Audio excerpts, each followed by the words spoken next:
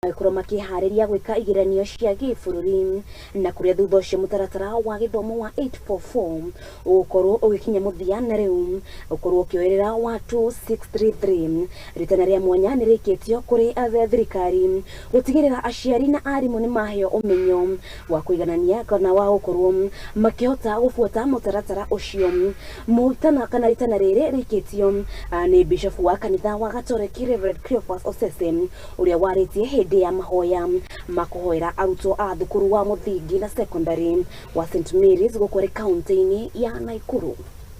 Know that they need your guidance, they need your... Jina langu ni Askofu Cleophas Osese wa jimbo la Katoliki la Nakuru, na leo tupo hapa katika shule ya St Mary's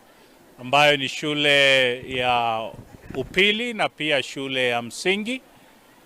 na tumekuja ili tuwaombee hawa watainiwa wa mwaka huu 2023 wanapojitayarisha katika mitihani yao, wale wa darasa la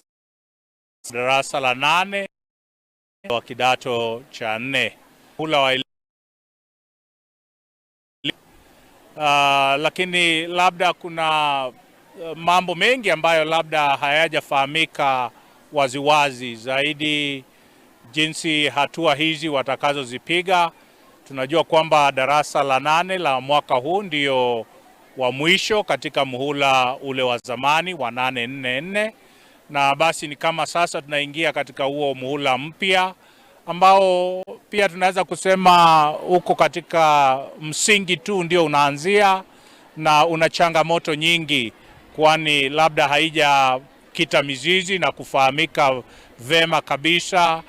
vile ambavyo hawa watoto watatoka kutoka hatua moja kwenda nyingine. Zaidi pia tukizungumzia yale mambo ya kama basari, wale wazazi ambao hawawezi kuwalipia watoto wao ni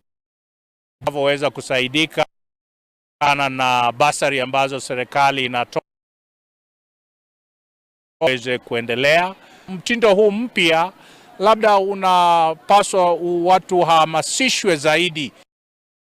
kuelewa.